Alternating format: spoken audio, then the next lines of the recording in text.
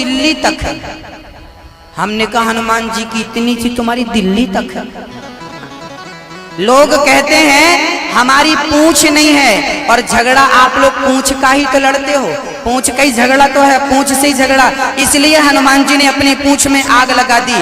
और आग लगाने का ये संकेत क्या है? ये हमें कह रहे हैं हनुमान जी कि आप भी अपनी पूंछ में आग लगाओ। पूंछ मतलब अभिमान। हनुमान जी ने अपनी पूंछ में आग लगाने से हमें ये बतलाना चाहा है कि आप भी अपने अभिमान की पूंछ में आग लगाइए। और जब आग लग जाएगी इस अभिमान की पूंछ में, आपकी कोई पूंछ ना हो। हनुमान जी से किसी ने कहा कि आपने पूंछ में आग लगा दी, अब आपको कौन पूछेगा? तब हनुमान जी ने कहा कि हमें कोई ना पूछे, जो राम को पूछेगा हम बस उनके पास ही रहेंगे। राम की पूंछ से हमारी पूंछ है, हमारी अपनी कोई पूंछ नहीं है। इसलिए पूंछ बुझाई खोई श्रम, धरि लघु रूप बहोरी। जो अपनी अभिमान की पूंछ में आग लगा देता है वही शांति का अनुभव कर सकता है, नहीं तो पूंछ के चक्कर में जीवन भर झगड़ा करते रहो। इस अभिमान की पूंछ में सबको ही आग लगा देनी चाहिए। हनुमान जी, अब राम जी बोले तो आप जहाज में बैठ के गए, पर आए कैसे? आए कैसे आप वापिस? तब बोले जब गए थे तो आपके जहाज में बैठ कर गए, आए तो वहां से सीता मैया का जहाज मिल गया। चूड़ा मणि उतार तब दयऊं, हरस समेत पवन सुत लयऊं। सीता मैया ने हनुमान जी को आते समय क्या दिया था? अपना चूड़ा मणि, बालों में एक होता है मणि होती है, वो निकाल कर सीता मैया ने दिया था कि जाओ हनुमान जी इसको पहचान लेंगे राम जी। तो हनुमान जी बोले उस मणि के सहारे, आपके कृपा के सहारे, नाम के सहारे में आ गया। हनुमान जी सब कुछ करते हैं लेकिन अपना नाम आगे नहीं रखते। यही तो हनुमान जी की भक्ति का सबसे बढ़िया परिचय है। करते हो तुम कन्हैया मेरा नाम हो रहा है। ये बात यहाँ सिद्ध हो गई, सब कुछ करने वाला वही है। इस विश्वास के साथ यदि आप अपने जीवन को आगे बढ़ाएंगे तो कभी ठोकर नहीं लगेगी, मैं यकीन दिलाता हूं। ठोकर तब लगती है जब हम ये मान लेते हैं कि हम कर रहे हैं। करता मैं नहीं हूं, करता ईश्वर। भक्तों, श्री अजामिल का उद्धार हुआ है केवल नाम लेकर के। नाम, राम नाम के बल पर हनुमान जी लंका गए। यदि एक हनुमान राम नाम लेकर के समुद्र को छलांग लगा के पार कर सकता है, तो क्या उस नाम के बल पर हम भवसागर को पार नहीं कर सकते? कर सकते हैं, विश्वास हो तो। मीरा ने नाम जपा, हम भी नाम जप लें, क्योंकि मीरा दीवानी थी कृष्ण नाम की, प्रेम में डूबी थी। उसे कुछ नहीं चाहिए। मीरा जी बस राम राम राम राम कृष्ण कृष्ण जपती थी। पायो जी मैंने राम रतन धन पायो, श्री कृष्ण राम राम जपती थी। हो मीरा दीवानी हो गई रे, मीरा मस्तानी हो गई। मीरा पर अत्याचार राणा ने किया तो राणा के लिए दो शब्द हम कह दें, राणा जी तेरे महलों में आग लगे, राणा जी तेरे मूंछों में से हो नहाए बिना नहाए। सूतक चल रहा है घर में तो भी राम का नाम, कोई दोष नहीं है।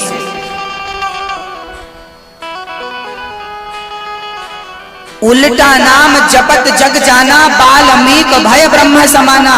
बाल्मीक जी तो उल्टा जपते थे, राम का उल्टा क्या हुआ? मरा मरा मरा जपते थे।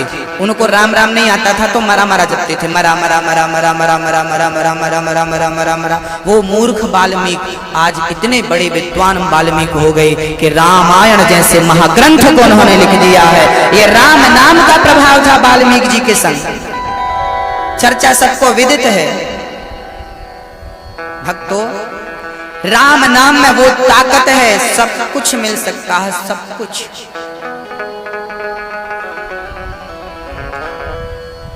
इसलिए भाव से जपिए। बड़ी अद्भुत चर्चा हम आपको कहने जाएं, उसके पूर्व सच्चे भाव से कथाएं तो सुनते ही रहना चाहिए, सच्चे भाव से नाम तो जपते ही रहना चाहिए, लेकिन सच्चे भाव से सेवा का भी भाव हो।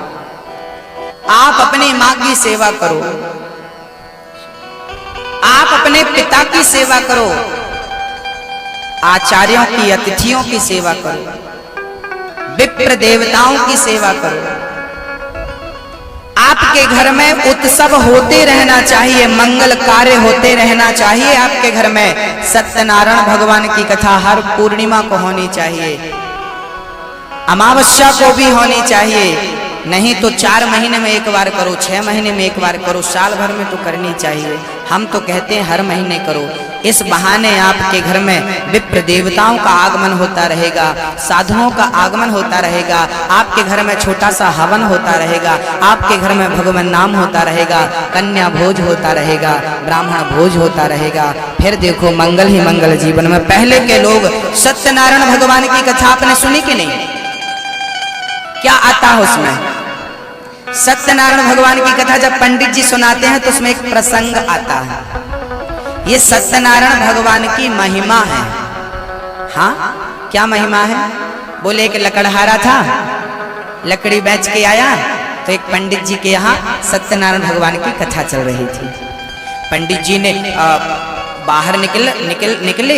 लकड़हारा बोला, भैया क्या हो रहा है, क्या हमें पानी मिलेगा? पंडित जी ने सत्यनारायण भगवान की कथा का प्रसाद पंजीरी और पानी दी। लकड़हारे ने पंजीरी और पानी ग्रहण किया। भैया क्या हो रहा है? पंडित जी बोले, पहले मैं बहुत गरीब था, भिखारी था, लेकिन किसी ने मुझे कहा कि सत्यनारायण भगवान की कथा सुनो, तुम्हारी दरिद्रता दूर हो जाएगी, और मैंने सुना, देखो मैं आज सुखी हूँ। लकड़हारा बोला, क्या ये कथा मैं कर सकता हूँ? हाँ हाँ आप कर सकते हैं। पूरी विधि विधान पंडित जी ने लकड़हारे को समझाई। अब लकड़हारा लकड़ी बेचने जंगल से, और जब शहर गया तो उसने आज संकल्प लिया कि लकड़ी बेचने में जितना पैसा मिलेगा मैं उसका सत्यनारायण भगवान की कथा सुनूंगा। भैया सत्यनारायण भगवान की कथा में लिखा, उस दिन उसकी लकड़ी के दुगने भाव मिल गए, और दुगने भाव मिले, आज ज्यादा प्रॉफिट हुआ। उसने सामग्री खरीदी और घर में सत्यनारायण भगवान की कथा का आयोजन रखा। क्या अर्थ है? हमारा ना उद्देश्य गलत होता है। हम कहते हैं प्रॉफिट होगा तो मकान बनवाएंगे, प्रॉफिट हमारे बिजनेस में, हमारे कारोबार में यदि फायदा हुआ तो हम गाड़ी खरीदेंगे, फलाना करेंगे। ना, उल्टा है आपका ये विचार। ये ऐसा विचार होना चाहिए कि हे भगवान, यदि मेरे काम काज में, बिजनेस व्यापार में, मेरी नौकरी धंधा में यदि प्रॉफिट हुआ, धन की वृद्धि हुई, तो मैं आपकी सेवा करूंगा, गरीबों की सेवा करूंगा, और आपकी सेवा करने के बाद जो बचेगा फिर मैं उसका अपने परिवार में और अपने लिए खर्च करूंगा। जब आप समाज के लिए और अपने क्षेत्र के जो गरीब जन हैं उनके लिए आप जरूरतमंदों की जरूरतें पूरी करिए, माँ बाप की सेवा करिए, और जिनको आवश्यकता है उनको दीजिए। उसके बाद फिर देखिए आप सत्यनारायण भगवान की कथा भाव बनाइए कि धन दिया भगवान ने, मैं भागवत जरूर करवाऊंगा। और जब इस भाव से भागवत का संकल्प लेंगे कि मुझे धन दिया प्रभु आपने, मैं भागवत सुनवाऊंगा, देख लेना साल भर के अंदर भगवान ना जाने कहां से आपका कारोबार कई गुना बढ़ा देंगे, क्योंकि आपके मन में संकल्प है भागवत कराने का।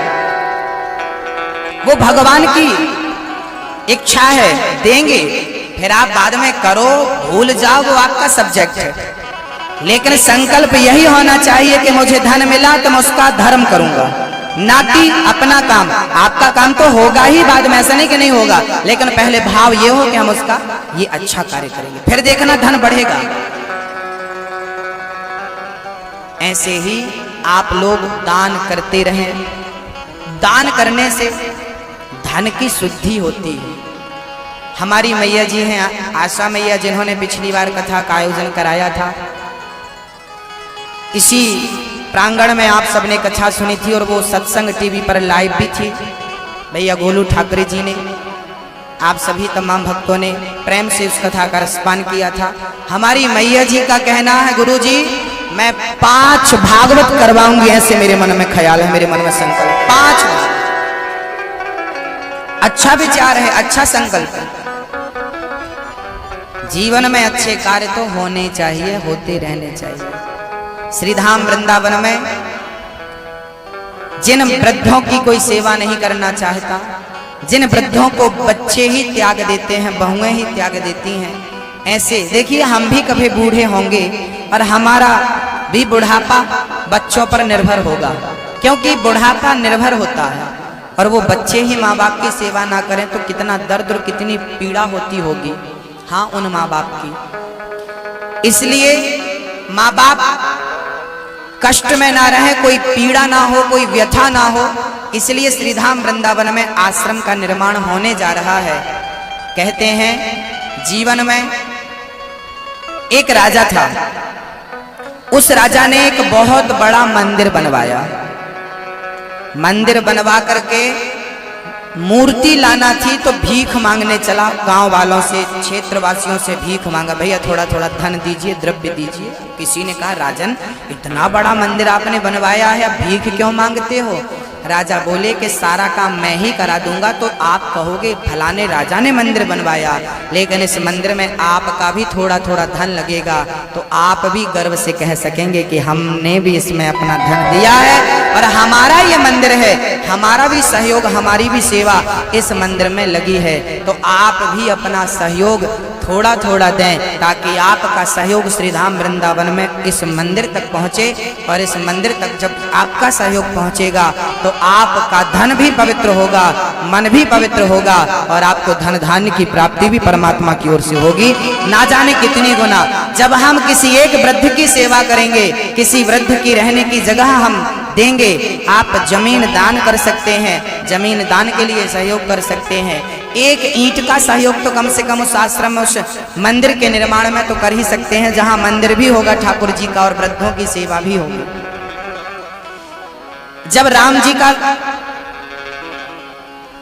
सेतु तैयार हो रहा था, राम सेतु, तब आपने सुना होगा कि वहां एक गिलहरी भी थी। एक गिलहरी समुद्र में जाती और समुद्र में गीली होकर बालू में लिपटती, बालू में लौटती और उसके शरीर में 10, 20, 25, 50 बालू के कण चिपक जाते। नारायण नारायण कहने लगा। हिरण्यकश्यप को लगा कि मेरे दुश्मन का नाम लिए जा रहा है, आज ठीक नहीं है, जाऊं। घर आ गया, पत्नी का नाम था कयाधु। पत्नी ने पूछा स्वामी जी आज जल्दी आ गए क्या, भगवान मिल गए? तब बोले नाना, वहां एक पक्षी आकर नारायण नारायण कहने लगा, मुझे ठीक नहीं लगा, मैं आ गया। आज पहली बार कयाधु ने अपने पति के मुख से नारायण का नाम सुना, मौका मिल गया पत्नी को। स्वामी जी क्या कहा तोते ने? नारायण नारायण। पानी लो। क्या कहा तोते ने? मैं भूल गई। नारायण नारायण। फिर दूध का गिलास लेके, स्वामी जी क्या कहा तोते ने? नारायण नारायण। लो भोजन कर लो। क्या कहा तोते ने? आज मैं भूल गई। नारायण नारायण। उस दिन हिरण्यकश्यप ने दिन भर नारायण का नाम जपा, पत्नी ने जपाया और उसी रात नारायण का चिंतन करते हुए कयाधु गर्भवती हो गई। नारायण का स्मरण चिंतन करते करते गर्भाधान हुआ तो नारायण का भक्त प्रकट हो गया। ये है गर्भाधान की पहले संस्कार की विधि। हमारे सनातन धर्म में 16 संस्कार होते हैं। पहला संस्कार होता है गर्भाधान संस्कार। यदि माँ बाप के हृदय में राम है तो राम भक्त ही पैदा होगा, और काम है तो कामी पुरुष या कामी स्त्री पैदा होगी। आजकल के बच्चे बचपन से ही, कई बार आपने सुना है एक 15 साल के बच्चे ने बलात्कार कर दिया। क्यों होता है ऐसा? ये घटनाएं क्यों होती हैं? क्योंकि ये गंदी गंदी चीजें वो अपने मोबाइल पर देखते हैं। जब देखते हैं ना, शरीर उत्तेजित होता है, और शरीर जब उत्तेजित होता है तो वो जो हरकत देख रहे हैं वही करने की कोशिश करते हैं। बस यही है हमारी संस्कृति। पहले हम चरित्रवान हुआ करते थे। हमारा भारत जो था ना, चरित्रवानों में एक हुआ करता था। यहाँ की नारी मर जाती थी लेकिन स्वप्न में दूसरे पुरुष का चिंतन नहीं करती थी। यहाँ का पुरुष मर जाता था, सपने में भी दूसरी नारी का चिंतन नहीं करता था। जमाने की हर औरत उसे माँ के रूप में दिखाई पड़ती थी, हर पुरुष उसे पिता के रूप में, भाई के रूप में दिखाई पड़ता था। ये वो भारत है जो आज आधुनिक तरक्की तो कर रहा है, आधुनिक तरक्की तो है, लेकिन वो संस्कार जो थे, जो चरित्र था, उस चरित्र में हम माइनस होते जा रहे हैं, घटते जा रहे हैं। ये एक चिंता का सब्जेक्ट है। इसलिए मैं आपसे निवेदन करता हूं कि बच्चों को ऑलरेडी घर में संस्कार दीजिए। स्कूल में क्या होता है बच्चों के संग, जरूरी नहीं है कि मास्टर जी मैडम जी ही उनको गलत संस्कार दें, ऐसा नहीं है। वो तो अच्छे संस्कार देंगे, लेकिन जो उनकी संगत है स्कूल में, पता नहीं वो कैसी है। इस पर आपको सावधान रहना चाहिए। मोबाइल आदि बच्चों को स्कूल में नहीं देना चाहिए। हम तो कहते हैं बेटा जब तक कमाने के लायक ना हो तब तक मोबाइल नहीं देना चाहिए।